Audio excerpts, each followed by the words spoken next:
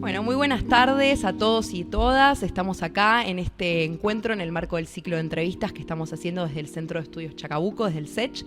En esta oportunidad estamos haciendo una serie de encuentros en el marco de lo que es el Día Internacional de la Mujer, del 8M, y me encuentro acá con Mariana Barbita. Mariana es abogada, penalista, litigante, es profesora de la Facultad de Derecho de la Universidad de Buenos Aires. Es fundadora y presidenta de AMPA, que es la Asociación de Mujeres Penalistas de Argentina, y además es directora del libro Perspectiva de Género en el Litigio Penal.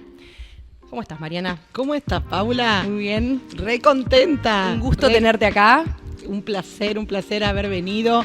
La verdad que felicitaciones por este espacio increíble, no solamente del Centro Chacabuco, el Centro de Estudios Chacabuco, sino agradecimiento a todos y a todas que están aquí, y a Martina Rincón, que ella siempre que está... ha sido el enlace para tenerte acá por primera vez en el SECH. Totalmente, en el SECH. Así que, un placer enorme y gracias por la invitación. Qué Por bueno favor. Todo lo que se va a debatir hoy. Vamos Está a bueno contar. porque aparte es un poco, en el marco del 8M, y además tenemos la particularidad que estás con la presentación del libro, así que también nos puedes un poco contar de qué trata el libro. Un poco, hay un montón de cosas que me gustaría que conversemos y charlar con vos, pero como para arrancar un poco por la macro, por algo más general, para después ir ahí desmenuzando algunas cuestiones. Como dije, esto es en el marco del 8M, estamos en un contexto particular, estamos en un contexto donde algunas discusiones que parecían, no sé si saldadas, porque esa palabra en cuestiones de índole de género y demás es un poco rara, pero sí había como ciertas cuestiones de consensos mínimos o de un piso mínimo de derechos al que se había llegado. Y ahora pareciera como que nuevamente todo está, ¿no?, en discusión, y estamos en un contexto, al menos a mi modo de ver, de mucho retroceso en lo que es materia de género y de derechos de las mujeres y diversidades. No sé cómo lo ves vos, si compartís, ¿qué te parece? Bueno, primero, claramente la palabra clave es el retroceso. Creo que esta gestión gubernamental, este poder ejecutivo, inclusive todos los ministerios, acompañan una política pública de mucho retroceso y con mucha preocupación. O sea, no solamente desde las universidades, sino también desde el litigio, desde nuestro rol de abogadas, abogados, abogades, de penalistas en particular, vemos con muchísima preocupación esta cuestión vinculada, en primer lugar, a pretender silenciar cuestiones, como bien dijiste, que ya eran conquistas asumidas por Argentina en el marco de, un país que fue pionero, ¿no? En materia de algunas cuestiones de género, por ejemplo, la ley de identidad de género, también la ley de matrimonio igualitario, el femicidio, que está ahí en discusión. Yo siempre cuento, y aprovecho para decirles que, como bien me presentó Paula, soy abogada penalista hace mucho tiempo, me dedico al litigio penal. Bien. Que esto ya de por sí es como raro, ¿no? Es raro porque mujeres penalistas en el sector privado hay pocas, somos pocas, lamentablemente somos muy pocas. Hay muchas mujeres en el sector público, por supuesto en las defensorías, en las fiscalías, en el poder judicial, pero en el litigio pocas. Y esto tiene que ver, con la historia patriarcal, ¿no? El derecho penal y género relacionados desde un lugar machista, patriarcal, donde se pensaba siempre un caso penal y se pensaba inmediatamente en un varón. Entonces, en ese contexto, ya de por sí, que estemos acá discutiendo está buenísimo, y hablando está buenísimo, porque podemos visibilizar un montón de cuestiones que tienen que ver con esto, ¿no? O sea, leyes que fueron sancionadas de forma absolutamente democrática por el Congreso Nacional, con los votos correspondientes, donde la ciudadanía venía empujando esas proyecciones legislativas, inclusive la ley de interrupción voluntaria del embarazo, como muchísimos avances que luego de repente cambia la gestión de gobierno, cambia el presidente y aparece, estos discursos no solamente de odio, sino preocupantes en materia de la ESI, en materia de la ley Micaela. Y realmente nos sorprendemos. Y siempre también lo cuento yo, no solamente que litigo, sino que soy profe de la facultad, como bien mencionaste. Y, por ejemplo, hace muchos años que conozco a Mariano Cunio Libarona, al doctor Cunio Libarona, que es el ministro de Justicia de nuestra nación. Yo, Mariano, no solamente lo respeto, sino que me ha acompañado en un montón de procesos, he dado clases con él en la Universidad Nacional de La Matanza, y escucharlo con estos posicionamientos realmente a veces no solamente me llaman la atención, y no es personalizar, sino es una cuestión vinculada a la gestión. Entonces, estamos pasando por un momento que hay que estar alertas, así que bienvenido a estos espacios. Bienvenido a estos espacios. Bueno, un poco ahí vos marcabas algo que es cierto, que esto se da también en un contexto global, ¿no? Porque pareciera como que este retroceso, si bien acá lo vemos sumamente claro, ¿no? Con las políticas y los debates, y un poco también con como la entidad o el alcance que se le está dando a los debates, ¿no?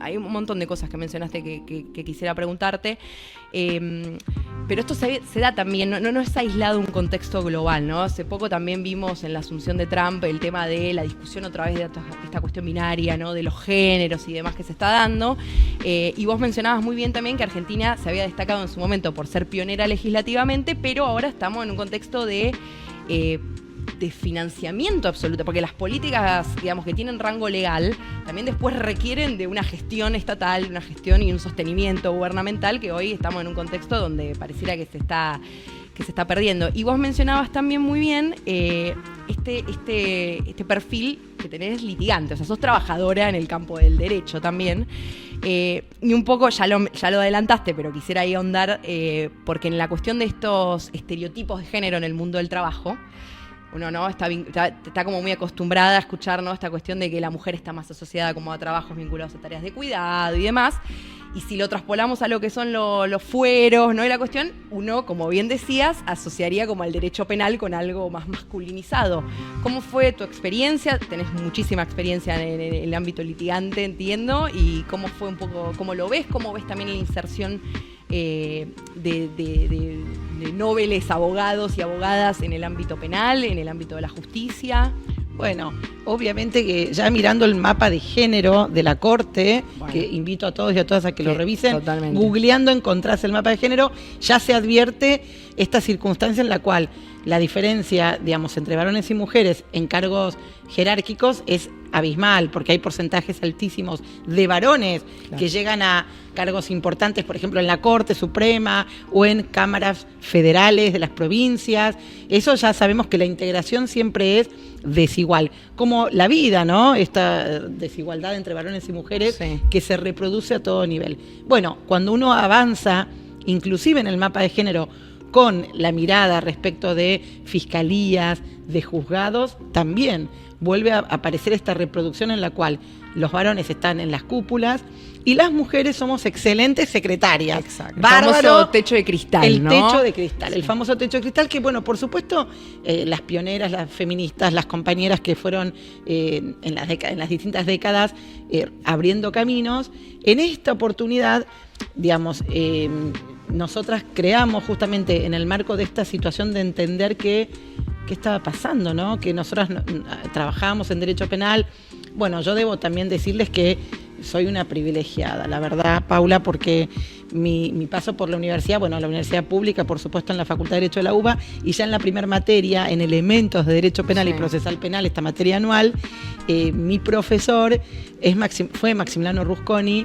En ese momento Maxi estaba reemplazando a Mirna Goransky, otra gran profesora fiscala, digamos, en el ámbito nacional, y ella estaba embarazada, entonces Maxi vino al curso. Era mi primer curso, o sea, arrancaba ahí a los 19 años más o menos, y bueno, pasó todo ese año y Maximiliano me convoca para trabajar en el estudio de Luis Moreno Campo. O sea que tengo realmente un privilegio en la formación en cuanto a estos nombres, viste, muy fuertes, y las miradas. Y claro, y yo recuerdo siempre que iba por tribunales, porque recordemos que antes había tribunales. Se pateaba tribunales. Hoy en día, la verdad que uno piensa, decís, bueno, con un clic chequeás el expediente, mirás todo. Bueno, nosotras realmente, yo me acuerdo, Paula, hacer fichas manuales, y bueno, yo era la procuradora, hacía la procuración, obviamente al principio, y ya advertíamos que había esta situación en la cual había jueces y no juezas, había abogados y no había abogadas. Entonces, en toda esta historia que por supuesto terminó, digamos, con la formación en el estudio de Luis Moreno Campo, después Maximiliano me convoca en su estudio propio, y desde el 2009 yo me abrí mi propio estudio, que eso también fue una cuestión de necesidad, porque yo, digamos, necesitaba este espacio propio, y a Maximiliano le dije una especie de divorcio amoroso. Dijimos, bueno, nos separamos, y la verdad que siempre fue un apoyo, y lo es todavía. Entonces, mi admiración y mi agradecimiento también a él.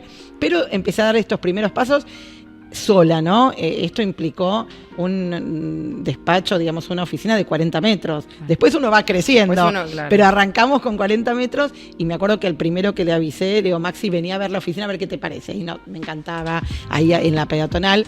Y bueno, y trabajando desde el 2009, aparece esta situación en la cual yo empiezo a advertir, porque digo, tocándolo también con respecto a cuestiones de feminismo, uno no nace feminista, por lo menos yo no. Y uno tiene que ir deconstruyéndose y encontrando caminos, que de repente aparece algo, un texto, se te acerca un texto, te acerca a alguien, una palabra. Bueno, en mi caso, yo tuve la posibilidad de ganarme una beca en la facultad para ir abogada, ¿no? Estando en mi estudio, una beca para estudiar en el delito de trata de personas, una beca cortita en España, y conecté con una amiga mía que vive allá, que es de Barcelona, con Donas Juristas, que es un espacio feminista de mujeres abogadas de Barcelona. Y ahí es donde, empecé a despertar esta situación de qué pasaba con el derecho penal y género. Claro. Y dije, nosotras siempre estamos atrás del varón. Es decir, vas a tribunales y a un juicio oral, y estás con un colega varón, y el juez le pregunta al varón. Le dice, doctor, ¿usted quiere hacer alguna pregunta? Y vos estás pintada, cuando vos en realidad habías distribuido las preguntas y vos tenías tranquilamente que poder preguntar.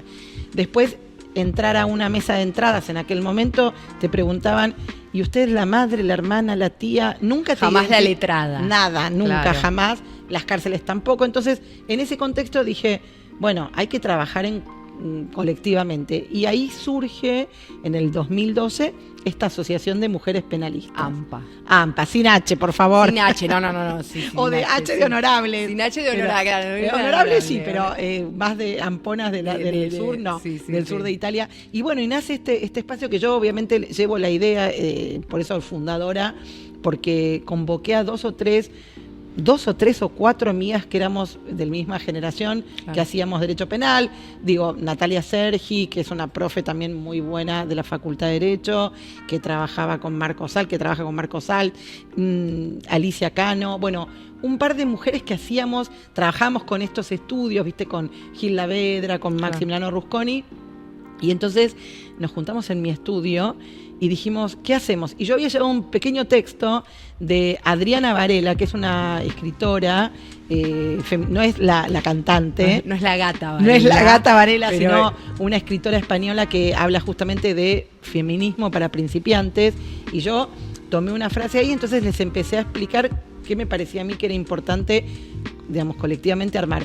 Y surge esto, ¿no? De este espacio que el nombre AMPA vino un tiempito después con alguien que empezó a hablar de AMJA. Viste que AMJA es la Asociación de Mujeres Juezas, con Carmen Argibay a la cabeza, que fue la fundadora, histórica, la ex ministra de la Corte, que lamentablemente ya no está entre nosotros y nosotras, pero realmente es un ícono para seguir. Y es como que AMJA, y nosotras no éramos juezas, ni vamos a hacerlo, somos abogadas, pero tampoco queríamos cerrarlo en solo abogadas, entonces pusimos mujeres penalistas. Y salió esto de AMPA, Asociación de Mujeres Penalistas de Argentina. Y ahí es donde empezamos a descubrir esto, ¿no? Que vos planteás de cuál es el camino, y ojalá que, y yo lo digo siempre en la facultad, muchas mujeres se animen a atravesar el derecho penal. Obviamente, como nuestra sociedad es patriarcal y sigue reproduciendo modelos patriarcales, en las casas todavía sigue pareciendo esto de cuando le cuentan las hijas a los padres o a las madres, mirá, tengo una profe de derecho penal y quiero hacer derecho penal, lo primero que te dicen, no, dedícate a laboral, a familia, esto de la distribución de tareas y los estereotipos. Entonces las mujeres somos bárbaras para hacer, no sé, laboral y no derecho penal. Somos bárbaras para hacer comercial y no derecho penal. Bueno, hay que romper eso y entonces en la facultad aparece esto también, se reproduce. Mi madre, Paula, hoy en día, a mis 51 años, tengo que escuchar que me dice, Mariana, ¿vas a tomar este caso? No, por favor. Y vos decís, pero mamá, a ver. Claro. Y bueno, tiene que ver con esto, con ir deconstruyendo de a poco este espacio colectivo que nace en el 2012. Tiene avances y retrocesos como siempre, ¿no? Es difícil agruparse, ustedes me imagino que también tienen experiencia en eso. Es muy importante, pero también son esfuerzos que en mi caso yo es como si fuese mi hijita. No tengo hijos, ni hijas, ni hijes, pero AMPA es como mi bebé. Totalmente. Igual es sumamente interesante e ilustrativo la anécdota en este raconto que vos haces un poco de cómo arrancás, que cuando vos te abrís, iniciás tus primeros caminos solos, después la salida termina siendo colectiva, ¿no? Que eso generalmente a las mujeres y a las diversidades pasa mucho, esta cuestión de que abordás los temas desde lo colectivo, desde las problemáticas comunes, porque también son vivencias transversales a todas las mujeres después de su espacio, como que me parece sumamente ejemplificativo de cómo generalmente nos desarrollamos también las mujeres y cómo esta cuestión de, bueno, que lo colectivo siempre termina siendo como una salida para terminar después cultivando determinadas cuestiones también individuales. Y mencionabas ahí conversando como medio al pasar, pero lo quería retomar, bueno, el tema de el techo de cristal y la corte, ¿no? Que está un tema absolutamente en agenda. Uh-huh. Y de un tiempo a esta parte estuvo la discusión de la necesidad de una reforma judicial o del poder judicial. Me acuerdo que hemos participado con compañeras en algunos encuentros donde había muchísimo consenso en cuanto a las problemáticas, pero nunca se terminó, a mi modo de ver, como de integrar una agenda común de cuestiones, vamos a decirle, prioritarias de una reforma. Pero sí, como muy clara esta necesidad de una reforma en la justicia, una reforma en el Poder Judicial. Vos claramente sos una trabajadora del campo de derecho, con lo cual lo ves desde tu rol como académica, desde tu rol como litigante, de tu rol como mujer, de tu rol como penalista. Preguntarte un poco eso, si vos considerás que hay una necesidad de una reforma y, a tu modo de ver, ¿cuáles serían los puntos que considerás prioritario o que considerás como condición sine qua non para esa reforma? Bueno, a ver, en primer lugar, por supuesto, una justicia más democrática. Digo más porque, en principio, uno piensa, bueno, es un poder del Estado y está distribuido en la Constitución, pero la realidad es que en la práctica no siempre aparece esta esencia democrática, ¿no? Por ejemplo, en la selección de jueces, juezas y juezas, el paso por el Consejo de la Magistratura en el año 94 y la creación, pareció, digamos, que era la salida y sin embargo se siguen reproduciendo estos modelos de amiguismo. La cuestión vinculada a los concursos también genera, en términos patriarcales, esto de que las mujeres no llegan a tener el puntaje suficiente porque, claro, están destinadas al cuidado de niñas, niños y adolescentes y también de gente adulta, mayores adultos. Entonces, vos ves los currículum de las mujeres y a veces, y esto lo decía en su momento también María Laura Garrigós de Rébori, ella fue camarista en la Cámara del Crimen, digamos, en la calle Beamonte, y ella en el Encuentro Nacional de AMPA en el 2012, en la mesa de apertura decía esto, ¿no? Que hay 8 años en los cuales las mujeres se dedican a la crianza, entonces sin distribución esta de tareas y roles. Y claro, y los varones comienzan a tener como un espacio de mayor capacitación y al momento de la selección uno puede tener ahí un déficit. Por eso es importante en términos de las reformas que también en los concursos haya un clic ahí en términos de acciones positivas, por ejemplo, eso, en cuanto a eso, a la selección. Después, por supuesto, la Corte debe tener integración, digamos, de distintos géneros, inclusive, bueno, mujeres, varones e otras identidades. Estamos hablando de algo como bastante utópico en este contexto, pero sería importantísimo, creo yo. y hay que aprender a transitar eso. No es fácil, Paula, no es fácil. Yo, la verdad que obviamente uno aplaude las reformas, aplaude las leyes, pero es verdad que después en la práctica diaria nos cuesta inclusive, digo, cuando, no sé, tengo mi sobrina, y mi sobrina muchas veces ha ido a un perchero de ropa de varones, te dividen, viste, varones y mujeres, y vos haces un clic, porque a ella le gusta jugar al fútbol, la abuela está desesperada, o sea, mi madre, que está jugando al fútbol, pero bueno, ella le encanta, y entonces, por ejemplo, va a buscar shortcitos más cómodos. Y a veces uno, en la práctica, ¿no? Decís, ay, Dios, pero hay que ajustarse, hay que acomodarse, hay que reconstruirse, entonces, y deconstruirse, reconstruirse y deconstruirse. Entonces, en cuanto a esto, digo, está buenísimo que haya una corte integrada de distintas identidades sexuales. También me parece importante, por supuesto, en materia de reformas, la incorporación de, el juicio por jurados, ¿no? Esto en términos procesales.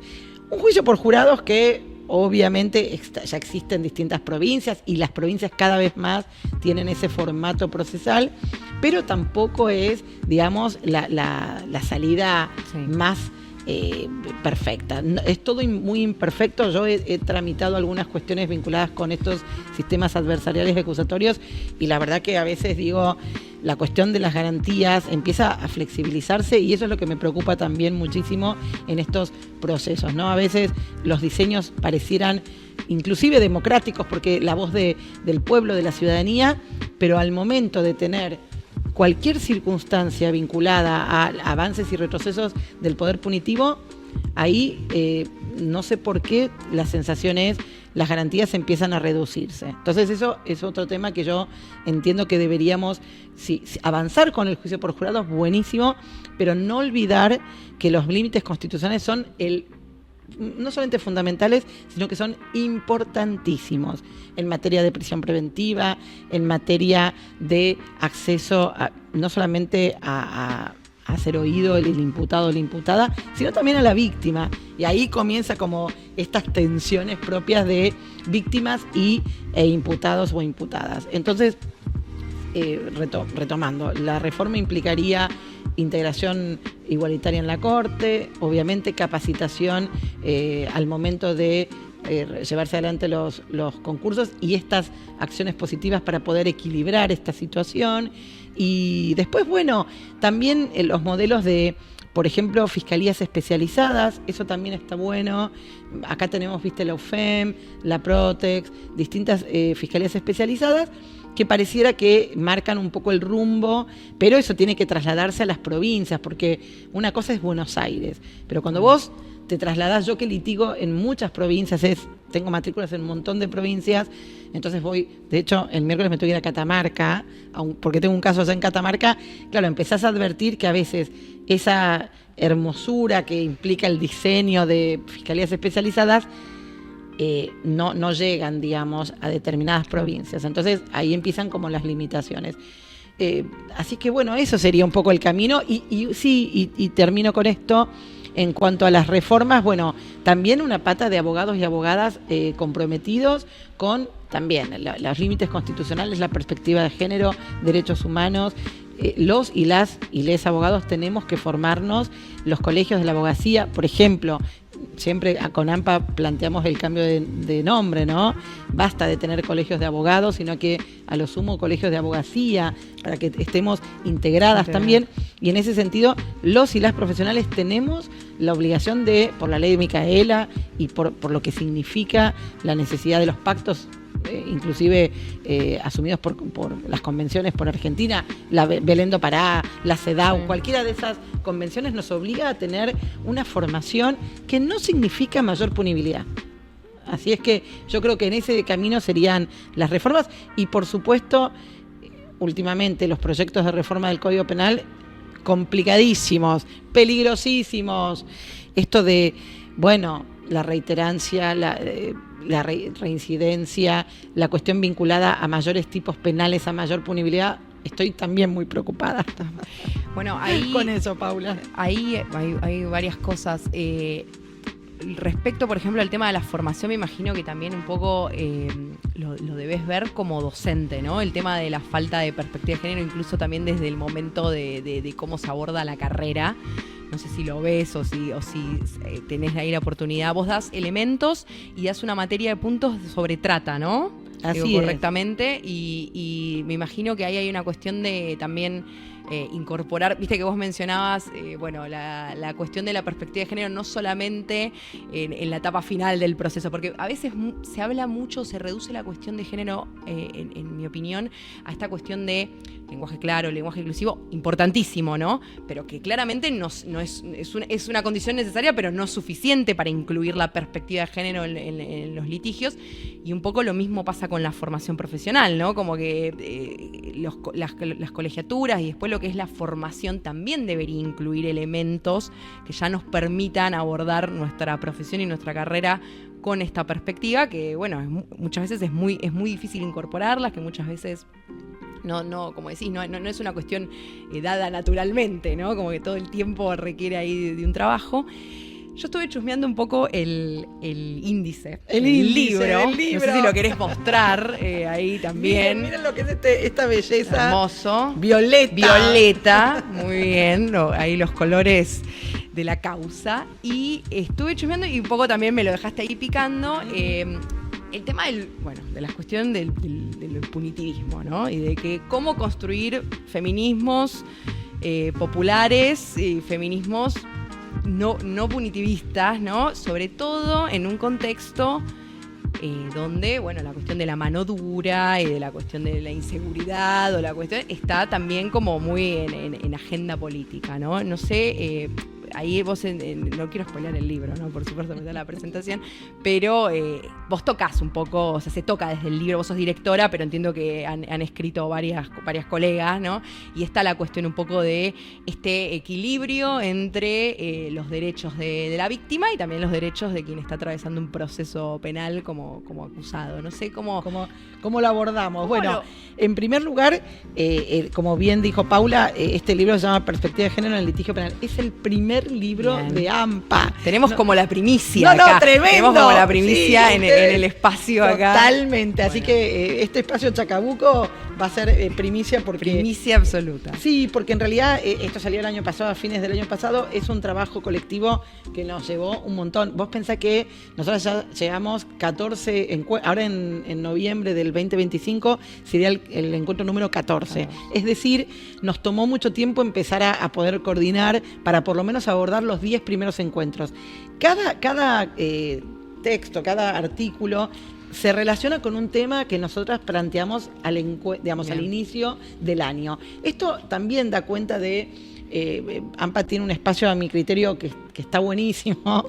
Después ya voy a pasar bien los datos del Instagram y todo esto. Obvio. Los chivos correspondientes o los avisos parroquiales.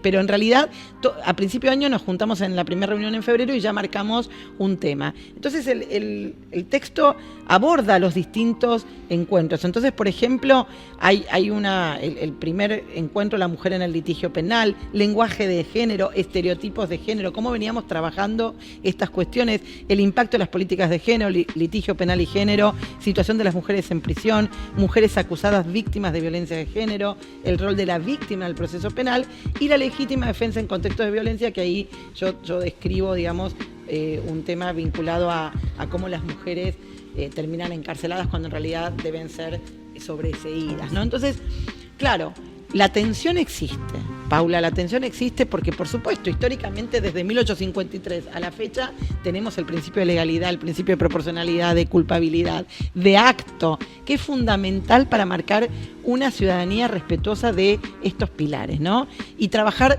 dogmática penal es a la luz de las garantías, y trabajar el proceso penal es a la luz de las garantías.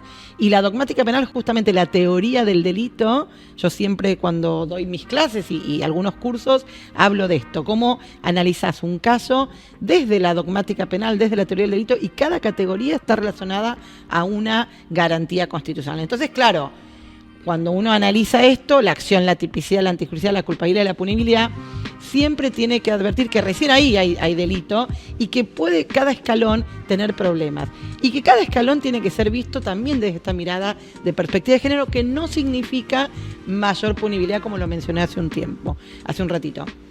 Es decir, nosotros nos denominamos, y yo particularmente, feminista no punitivista. ¿Por qué? Porque creo que hay que marcar esa cuestión también de posicionamiento.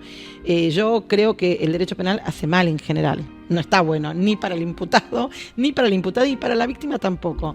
Porque muchas veces estos espacios realmente de conflicto, primero que el derecho penal no lo resuelve, esto lo sabemos, hay por supuesto una selectividad inmensa en el derecho penal, sabemos que, y hoy también, más allá de algunas excepciones vinculadas a funcionarios o funcionarias públicas, o expresidentas o expresidentes, la realidad es que siempre el derecho penal fue selectivo y lo va a seguir siendo porque es la matriz, digamos, de estas desigualdades estructurales. Entonces, cuando uno va a las unidades penitenciarias no encuentra gente de clase alta o clase media, encuentra vulnerabilidades. Primer cuestión. Segunda cuestión, obviamente, este derecho penal, al no resolver el conflicto en particular, genera mucho dolor en las familias, porque también, por supuesto, la familia, tanto del imputado o de la imputada como de la víctima, sufren este proceso de avanzar con un conflicto que es difícil plantearlo públicamente muchas veces. Entonces, bueno, yo creo que hay que trabajar cada caso, obviamente, con la lupa de respeto, ¿no? Cuando nosotras tomamos casos inclusive desde el lado de la querella, yo ahora justo llegué un poquito tarde por esto, porque en realidad vengo de un caso de juicio oral, público y contradictorio, de un caso de trata de personas. Soy abogada querellante en representación de la primer denunciante del caso Filadelfia, que si quieren lo googlean, es un caso tremendo de trata de personas con fines de explotación laboral, y se está juzgando, ¿no? Y yo, cuando vino Julieta, que ella me googlea y encuentra un artículo mío que había publicado en Pensamiento Penal y me dice, sin conocerme, uy, esta mujer habla de mí sin saber quién soy.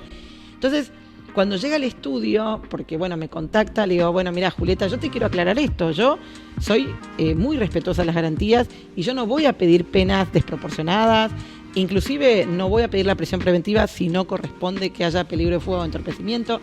Es decir, desde la primera entrevista soy muy clara, aunque venga del lado de la víctima, soy muy clara en plantear hasta dónde, ¿no? Hasta dónde, primero por una cuestión de transparencia, que creo que es fundamental, y segundo también por convicción.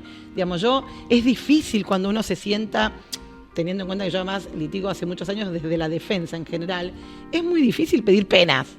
Sentarse en el alegato y decir, bueno, solicito la condena y la pena privativa de libertad de tantos años. Esto realmente a veces es costoso, es difícil. Por supuesto que uno acompaña el interés de la parte y obviamente yo voy a pedir condenas, en este caso de trata, por supuesto, pero siempre fui con un diálogo de racionalidad, ¿no? Entonces, en este sentido, esto del equilibrio, creo que es importante trasladarlo en la práctica. Y esto requiere obviamente formación y requiere transparencia y requiere claridad, ¿no? Y saber que hoy podemos pedir exorbitantemente penas y sabemos que al día de mañana no sirvió de nada. Entonces lo que hay que construir tal vez es una ciudadanía igualitaria y también esto, ¿no? De que los conflictos en materia de violencia de género, en materia de femicidios, en materia de trata, se pueden ir resolviendo mucho antes, ¿no? Mucho antes con la formación de la ESI, con la formación y educando a las familias, que es difícil, por supuesto, porque tenemos estadísticas de noviazgos de jóvenes también violentos. Hoy, siglo XXI, 2025, seguimos teniendo estadísticas de jóvenes que le dicen a la novia, no vayas así vestida. Entonces, creo que hay que hacer como una especie de analizar y mediar en algunas cuestiones, inclusive en el texto, distintas compañeras han escrito, ¿no? Por supuesto, pero la famosa discusión con el fallo Góngora. ¿Te acordás? El fallo Góngora que habla de la suspensión del juicio a prueba, la prohibición, según el voto de Carmen Argibay, por el artículo 7 de Belén do Pará, la imposibilidad de llevar adelante casos de violencia de género a través de la suspensión del juicio a prueba o probation. Bueno, esto es discutible, muy discutible, porque hay que ver el caso concreto, porque no es que automáticamente vos planteás, no, que probablemente analice situaciones que sean hasta más beneficiosas. ¿Por qué? Porque evita la exposición muchas veces. La víctima no quiere ser expuesta. Y para evitar eso, bueno, hay que escucharla, por supuesto. El derecho a ser oída es muy importante y el acceso a la justicia es muy importante a la víctima, pero no a cualquier costo. No a cualquier costo. Entonces, hay que romper un poquito eso. Después, toda la cuestión vinculada, bueno, a los casos de abusos sexuales. Yo tengo muchos casos, Paula, en los cuales yo asumo la defensa de varones que también, han sido atrapados por el sistema penal, jóvenes de clase media. Están apareciendo casos en los cuales jóvenes de colegios como el Nacional Buenos Aires, inclusive denunciados por problemas, por ejemplo, de el uso del preservativo, ¿no? Porque una cosa es, bueno, te obligo a que no uses preservativo, que no usemos preservativos, y otra cosa es, a veces en ese espacio tan íntimo y tan especial, podría suceder que esas reglas se vayan como moviendo un poco, ¿no? Y a veces no siempre está todo tan claro. Entonces, de repente, un varón que digamos, después de una fiesta fueron que inclusive varones, digamos, con mucha perspectiva de género, inclusive comienzan, digamos, la relación con el preservativo, y en algún momento ella viene arriba, después se lo saca uno, y termina por una denuncia penal. Entonces hay una cuestión ahí que a veces, no, por supuesto no en todos los casos, pero que generan, digamos, situaciones de desproporción, que son dolorosas, situaciones que también, al analizar, por ejemplo, los casos dogmáticamente, podría hablarse de errores de prohibición inclusive, digamos, hasta dónde uno comprende realmente que eso es afectación al consentimiento, qué es el consentimiento, en fin, un montón de cuestiones que entiendo yo que hoy en día hay una política pública destinada y hay doctrina y jurisprudencia destinada a estirar el concepto de consentimiento, y lo entiendo. ¿En qué sentido? El no es no, obviamente, pero también hay que pensar que, porque los casos de abusos sexuales son gravísimos, obviamente son gravísimos, pero hay un montón de matices que entonces, claro, ¿qué vemos nosotras, las que a veces acompañamos estos casos? Que la justicia se vio como obligada, ¿no? Se ve como obligada a siempre escuchar a la víctima y nunca creerle al imputado. Claro. Bueno, el imputado puede mentir, obvio que puede mentir, claro, pero no siempre se miente. Claro. Entonces, esas desigualdades hay que construirlas con un litigio respetuoso. Entonces, digamos, enfrentar al fiscal con transparencia, con respeto. Jamás yo, en un caso con una víctima, le diría que es una mentirosa. O sea, no, jamás, porque en realidad las mujeres cuentan y se expresan de la manera que pueden, cuando pueden, pero bueno, también hay discusiones que hay que abordar, ¿no? No es automático, el derecho penal no es automático, aunque pareciera que lo es, no es. Entonces hay que analizar los casos. Obviamente, Paula, yo tengo un estudio privado y no es que tengo la cantidad de casos que tiene la Defensoría Oficial. Yo selecciono también, digo, primero por una cuestión que no todo el mundo me puede pagar. Totalmente. Yo soy una abogada muy cara. Sí. Claro, claro. No, totalmente. Un poco, bueno. Dije muchas cosas. No, sí, estoy como, porque aparte es es un debate como muy interesante, y es un debate a veces difícil, ¿viste? De abordar, incluso en espacios, ¿no? Feministas, a veces es difícil. Vos ahí al pasar mencionabas el tema de lo de la ciudadanía informada, también porque pesa también una cuestión medio de estigmatización, ¿viste? En el último tiempo también como que sea esta cuestión de entran y salen, la puerta giratoria, todas estas cuestiones, ¿no? Me acuerdo en pandemia cuando se discutió un poco la cuestión sobre las garantías de personas privadas de la libertad. ¿Te acordás? Que era una cuestión de liberan presos. Massa, inclusive. Fue Massa. Tal cual, digo, por eso hay ahí como varios matices que a veces no es tan sencillo de discutir. Yo me acuerdo, a ver, lo traigo, quizás algo viste, algo leíste seguramente del tema. Me acuerdo hace unos años atrás, estábamos en el marco también de una materia que yo era docente, y estábamos discutiendo el fallo de Lucía Pérez. Bueno. ¿Te acordás? Sí. El fallo de Lucía Pérez, que acaba aparte, de salir, claro. Que acaba de salir. y que en ese momento, ahora está de vuelta en discusión, pero aparte que había sido muy emblemático con el tema de la causa, porque había como ciertas cuestiones y detalles escabrosos y cuestiones muy, viste, del índole lo amarillista. Y después cuando vos ibas, yo hablo en ese momento, estaba creo que el fallo de primera instancia, ¿no? Había como cierta cuestión de esta tensión que vos llamás, ¿no? De un fallo que tenía ciertos matices machistas en esto de la construcción, ¿no? Del perfil de una víctima, de lo que debe ser una víctima, como pareciendo, ignorando también que puede haber abusos en el marco de una relación incluso consentida, esto que vos hablabas. Y por otro lado, se combinaba con una cierta orfandad probatoria, ¿no? Respecto a, bueno, a la situación en ese momento de los acusados.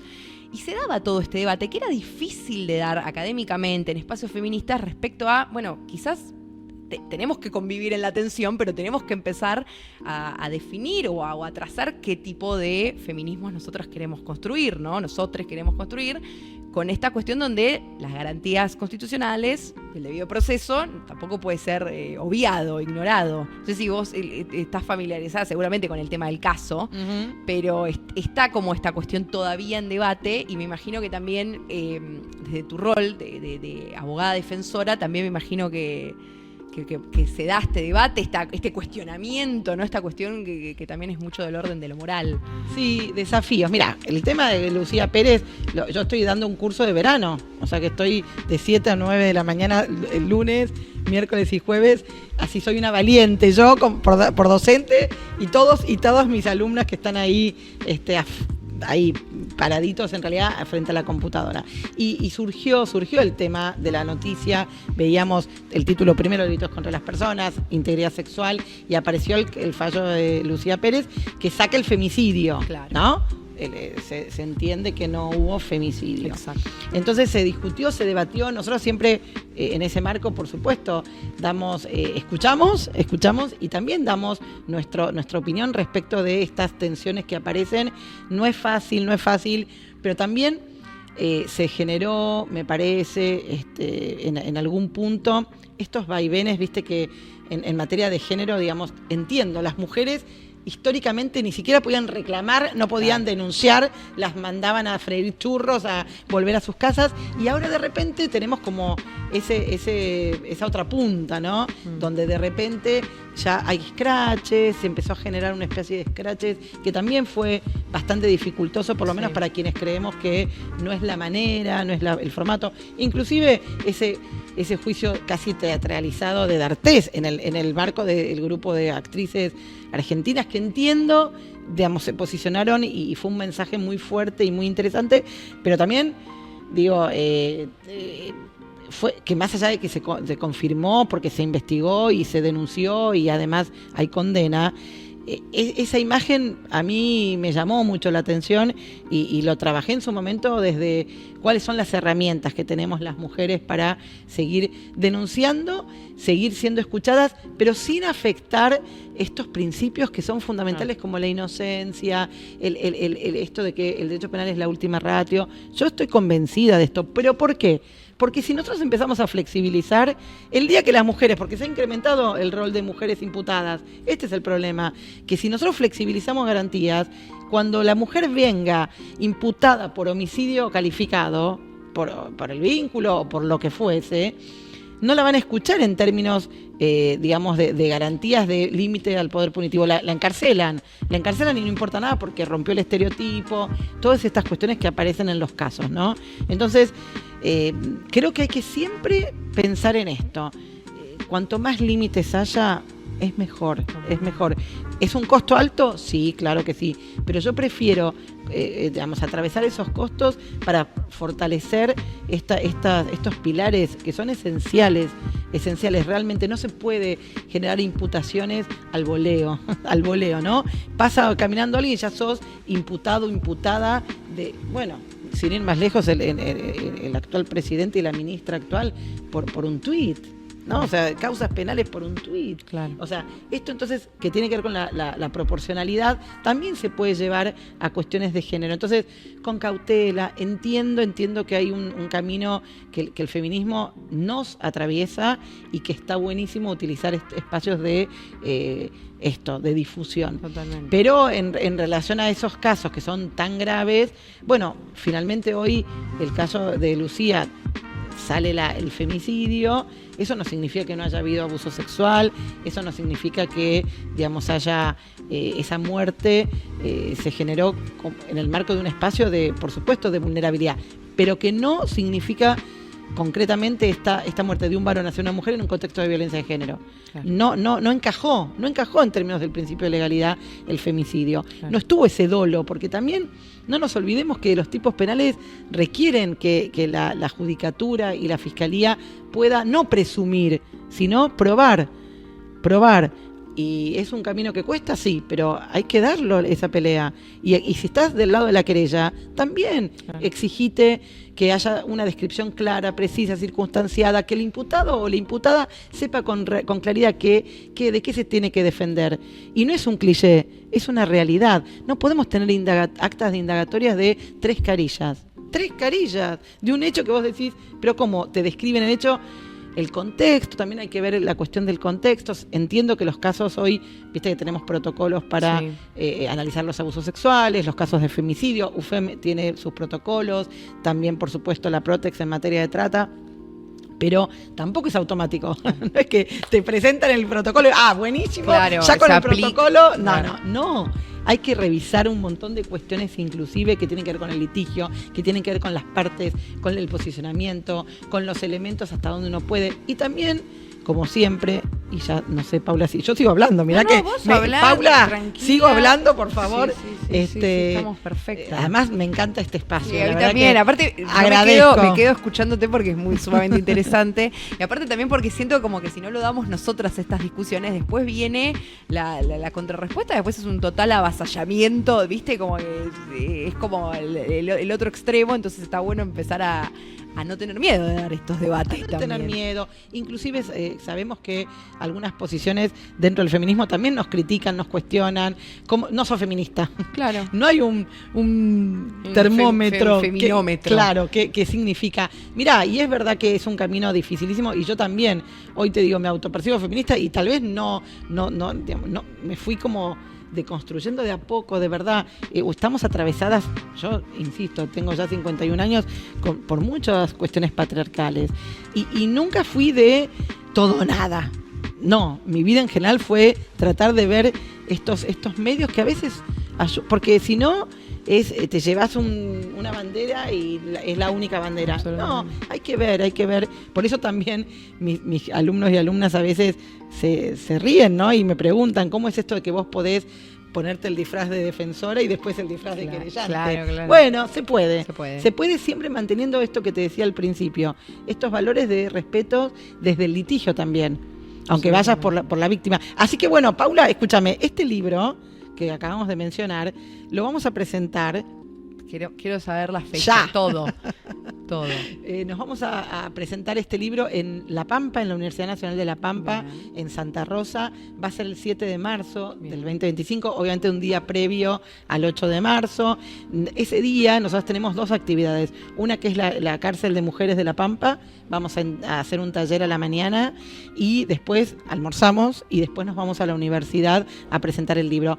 Va a ser una presentación sumamente dinámica. Yo te cuento que a la universidad, a Francisco Marul, que es el decano de la Facultad de Derecho de la Universidad Nacional de La Pampa, lo conozco hace muchos años, es un gran decano y es una gran persona y nos abrió su espacio.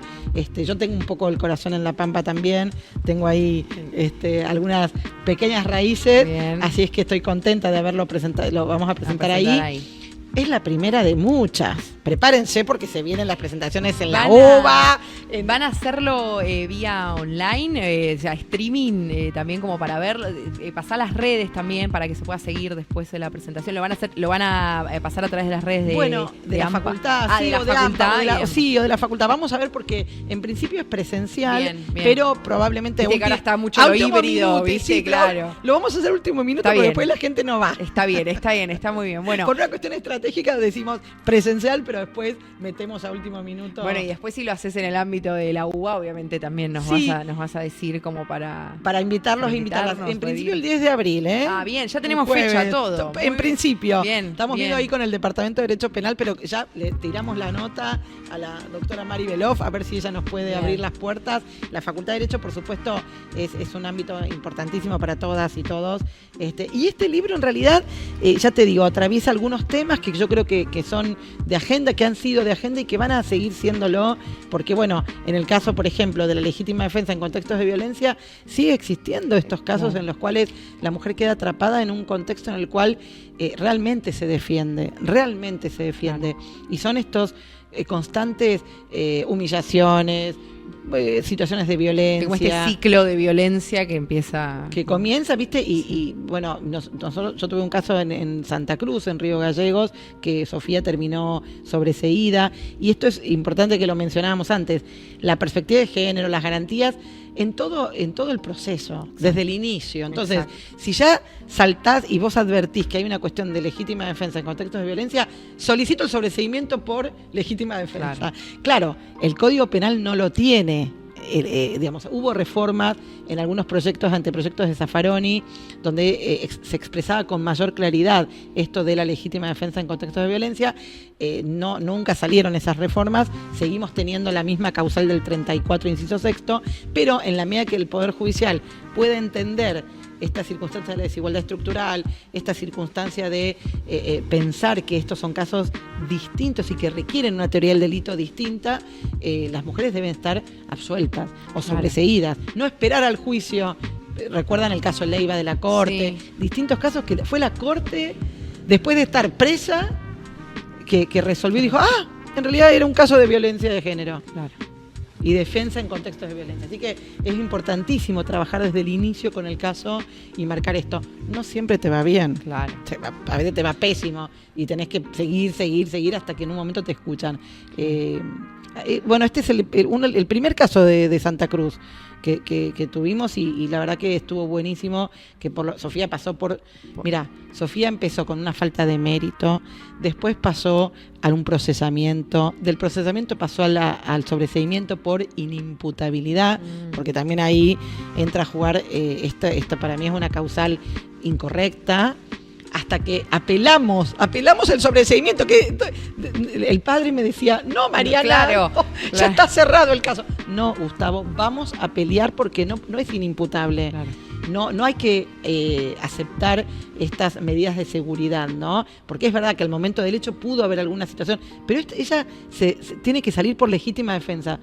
El papá transpiraba, realmente les digo, que casi me echa de la defensa. Me dice, no, yo no te contrato más, te vas de la defensa. Claro. Haceme caso, Gustavo. Bueno, asumiste ahí el riesgo como para... Mi equipo rogándome que no lo hiciera. Claro. Yo, vamos a ir, y presenté la apelación del sobreseimiento y lo logramos y ganamos. Bien. En el sentido de que la Cámara entendió, y así lo dijo cuando reenvió, que esto era un caso de 34, inciso sexto. Claro. No era otro caso. Y bueno, y hoy Sofía está sobreseída. Dando la bien. Bueno, transpirando. Bien. Retomo un toque lo que hablábamos antes con el tema de, bueno, justo el fallo de Lucía Pérez, pero que me imagino que algo a lo mejor aborda el libro con el tema del femicidio. Porque estuvo en enero, creo que fue, que estuvo bastante en discusión la cuestión de la figura del femicidio o cierta discusión respecto de la legitimidad de la figura. A mí me había llamado mucho la atención en su momento que el principal argumento de por lo menos las figuras, bueno, Cunio, Libarona, o que salieron a hablar, esto además que fue en el ámbito también de lo que fue la conferencia de Davos, ¿no? Totalmente. Que fue también podemos hablar ahí un poco de eso, que hablando de avasallamiento de derechos, ahí tenías una catarata. Una catarata, desde el presidente de la Nación poniendo en igualdad la cuestión de la homosexualidad con la pedofilia, ¿no? Tenés ahí como un rejunte de cosas. Y sale este debate respecto de la legitimidad de la figura del femicidio, y un poco el argumento que más sonaba desde el gobierno era la cuestión de, la igualdad, que se viola la igualdad frente a la ley. Algo que está como muy concatenado a lo que veníamos hablando, ¿no? De la cuestión de cierta reacción que ha habido desde los colectivos también en base a años o una historia de ser ignorados por la justicia o de tener procesos absolutamente revictimizantes, y toman esta cuestión de la igualdad que uno a priori, o lo primero que ve es las estadísticas, ¿no? De los femicidios, como decís, claro. ¿Viste? Acá hay una cuestión palpable de ¿Cómo lo viste vos eso? ¿Cómo lo viviste vos siendo penalista, digamos? ¿Cómo...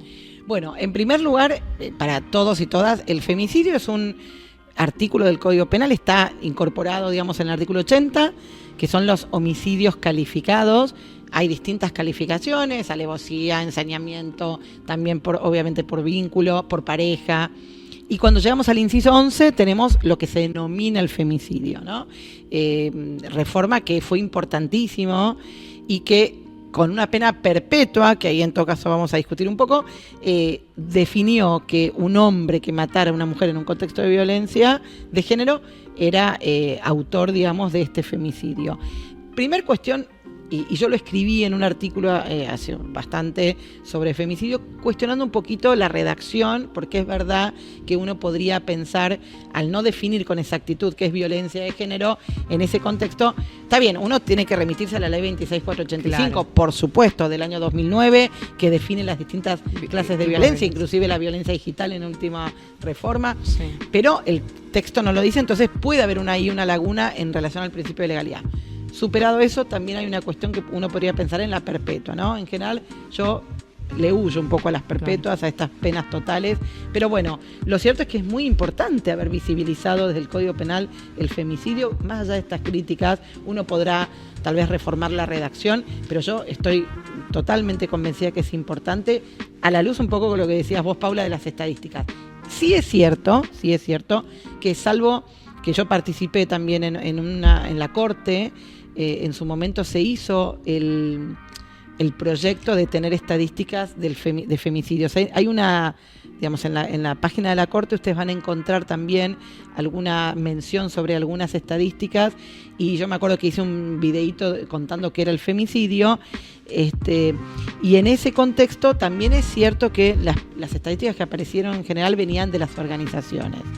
No había una estadística oficial, si se quiere, de cuántos casos de femicidio, pero ¿por qué? Porque la falta de perspectiva de género implicaba que la muerte aparecía calificada de otra manera, digamos, en la carátula. Claro, exactamente. No se decía, estaba configurado no estaba configurado, entonces claro, uno decía, no hay femicidio, sí, hay todo el tiempo femicidio. Exacto. Bueno, hoy tenemos más o menos cada 33 horas un femicidio. El último medición. Bueno, también está muy vinculado el tema de la medición ahora con la discontinuidad y claro, la falta de financiamiento de los programas, ¿no? Que también se pierde después este tipo de cuestiones necesarias para las políticas públicas. Totalmente. Pero sí, 34, 33 era la última estadística que se había... que habías visto. Bueno, en ese sentido, con AMPA y yo particularmente salimos a cuestionar este mensaje, este discurso. Lo hicimos a través de un comunicado que lo pueden ver en las redes de la Asociación de Mujeres Penalistas de Argentina. Tenemos Twitter, Instagram, Facebook, y ahí, digamos, marcamos esta idea de, bueno, ¿cómo puede ser que un funcionario, digamos, de la cartera del Ministerio de Justicia, inclusive el presidente, salga a retroceder en este sentido? Yo creo que hay que seguir manteniendo la figura, no creo que desaparezca, y ojalá que así sea, pero sí creo que es importante nuevamente esto. No es automático. Inclusive, Paula, yo te digo, tengo un caso en Paraná, Entre Ríos. Soy abogada de un joven que fue condenado a un juicio por jurados, por femicidio, el segundo caso de Entre Ríos, a partir de la incorporación de la ley de jurados. y yo llego al caso en la casación, en el momento del recurso, y logramos que lo anularan, el caso. Y yo soy abogada de un chico que estaba condenado y fue todo un lío, obviamente se amplificó un montón en Paraná, y Julián, que es mi cliente, sigue en este momento en arresto domiciliario esperando un reenvío. Nosotras, por supuesto, atacamos ese reenvío, entendemos que hay un ne bis in idem, se puede afectar a un non bis in idem, pero estamos esperando, porque la Fiscalía también recurrió a la Corte, porque dijo, no, es un juicio perfecto. Nosotros creímos que fue un desastre y así lo planteamos, y el Superior Tribunal de Justicia lo tomó y anuló. ¿Qué te quiero decir con esto? En definitiva, que creo que también hay que tener cuidado muchas veces con esto de rápidamente femicidio. No. Es verdad que en los casos el protocolo indica que hay que comenzar con la figura más grave para después ir descartando, pero hay toda una situación desde el operador o desde la operadora del Ministerio Público Fiscal.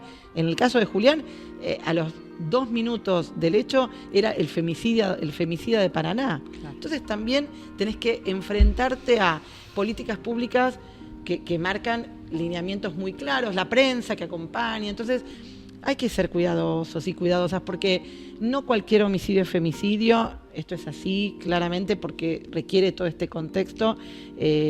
No creo que si bien las mujeres vivimos en general en un mundo patriarcal y con microviolencias también, esto es la violencia extrema, ¿no? Entonces hay que construir un caso con racionalidad, Entonces el sello del femicidio, perdón que golpeé un poco la mesa y se sonó muy todo. Bien, es la vehemencia, de hablar de temas que te apasionan. Está muy que bien. Me apasionan. No, digo, simplemente el mensaje sería, bueno, seamos racionales, porque los pibes también, los jóvenes, Julián desde el minuto 0 quedó detenido en la cárcel de varones de Paraná, ahora está en un arresto domiciliario, pero la verdad es que yo lo conocí en la cárcel, digamos. Claro. Entonces, hay toda una cuestión ahí que hay que siempre evaluar. Entonces, en conclusión, avancemos y mantengamos la figura en el Código Penal, por supuesto, y en materia de litigio y en materia de políticas públicas, seamos racionales. Eso Totalmente. Sería la respuesta. Está muy clara. Bueno, yo no sé, por mi parte, algo, estamos bien con el tema. ¿Hay fotos, Paula? ¿Hay fotos de este momento? Yo creo, por favor, estamos divinas las dos. Los disparadores yo creo que lo abordamos todo. No sé si a vos te gustaría agregar algo más. Viste como hace en caja negra. Algo que no te haya preguntado, que te haya gustado, como para después enganchamos con el cierre. Con el cierre, no, yo simplemente agradecerles enormemente. Bueno, ahí la tengo enfrente a Martina, una ex alumna, un amor que la buena alumna. Brillante. Además, siempre impecable, siempre divina, siempre con ánimos de colaborar. Un amor total. Nos hemos cruzado en las marchas. Bueno, eso también, digamos, como cierre te diría que hay que seguir en alerta, no bajemos los brazos, esto recién comienza, hay que estar defendiendo la universidad pública, en la UBA, en la Universidad Nacional de La Pampa, en Entre Ríos, en todas las universidades nacionales, para que esto no vuelva a pasar, digamos, esta discusión instalada, si hay financiamiento, si no hay financiamiento. Hay perros dando vueltas. Hay perros. ¿Se escuchan? Bueno, podría pasar. Puede pasar. Es normal, habitual que haya perros. Sí. Entonces, lo que decía es, sigamos defendiendo nuestro espacio.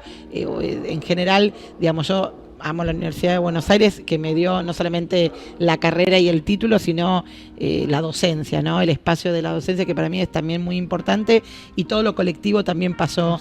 Porque yo milité en algún momento en la universidad, fui consejera directiva, no sé si nombrarlo porque después ya me van a... Estamos bueno.